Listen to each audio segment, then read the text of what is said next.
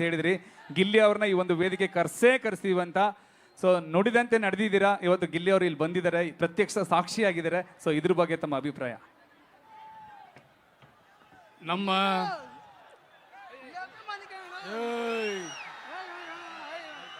ಆಯ್ತು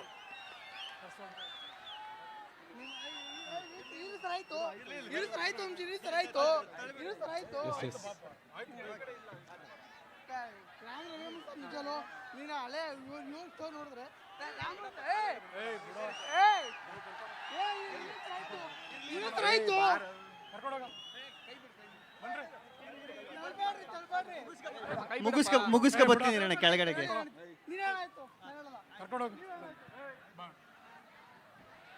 ಕರ್ಕೊಂಡೋಗ್ರ.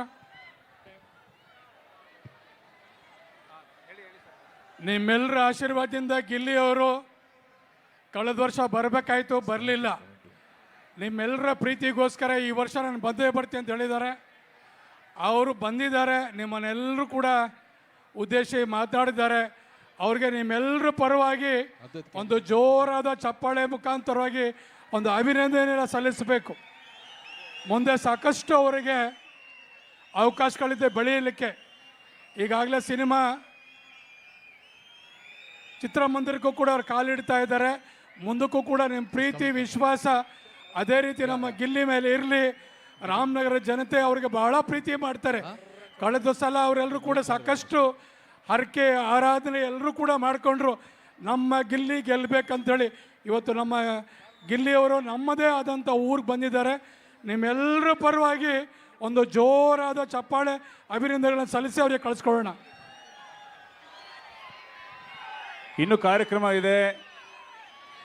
Lady rock star, ಅದ್ಭುತವಾಗಿ ಹಾಡುವಂತಹ ಹೆಮ್ಮೆಯ ಗಾಯಕಿ ಸುನಿಧಿ ಗಣೇಶ್ ಅವರ ಅದ್ಭುತವಾದಂಥ ಗಾಯನ ಇದೆ. ಹಾಗೆ ಲೋ ನವೀನ ಚಿತ್ರದ ನಾಯಕ ನಟ ಹಾಗೂ ಯುವ ಹಿನ್ನೆಲೆ ಗಾಯಕ ನವೀನ್ ಸಜ್ಜು ಅವರ ಹಾಡಿನ ಒಂದು ಸುರಿಮಳೆ ಕೂಡ ಇದೆ. ದಯವಿಟ್ಟು ಕಾರ್ಯಕ್ರಮದ ಕೊನೆಯವರೆಗೂ ಕೂಡ ಇದೇ ರೀತಿ ಸಹಕಾರ ನೀಡಿ ಅಂತ ಕೇಳ್ಕೊಳ್ತಾ ಇದ್ದೀವಿ.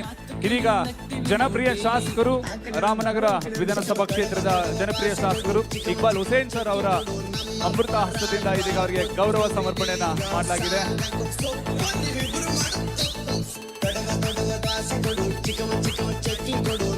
ಗಿಲ್ಲಿ ಅವರಿಗೆ ಬರಲಿ ಚಪ್ಪಾಳೆ. ಸಿನಿಮಾ ರಿಲೀಸ್ ಆದ್ರೂ ಹೋಗಿ ನೋಡಿ, ಅಷ್ಟೇ ಪ್ರೋತ್ಸಾಹ ಕೊಡ್ತೀನಿ. ನೋಡ್ತೀರಲ್ವಾ?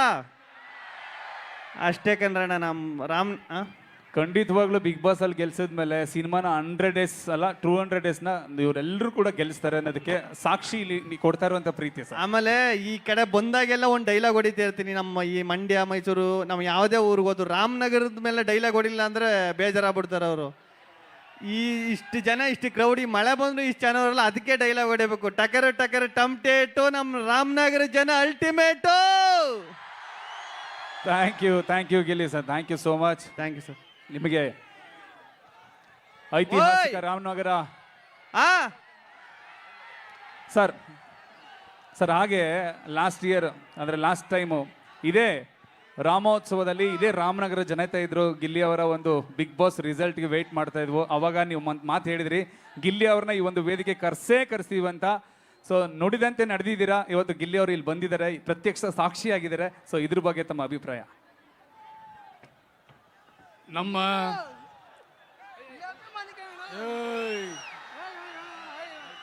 ಆಯ್ತು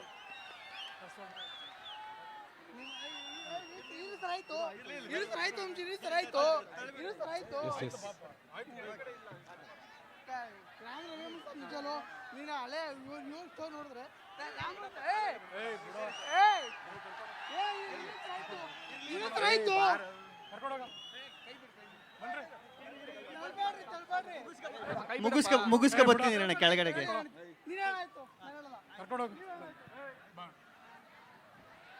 ಕರ್ಕೊಂಡೋಗ್ರ. ನಿಮ್ಮೆಲ್ಲರ ಆಶೀರ್ವಾದದಿಂದ ಗಿಲ್ಲಿ ಅವರು ಕಳೆದ ವರ್ಷ ಬರಬೇಕಾಯ್ತು, ಬರಲಿಲ್ಲ.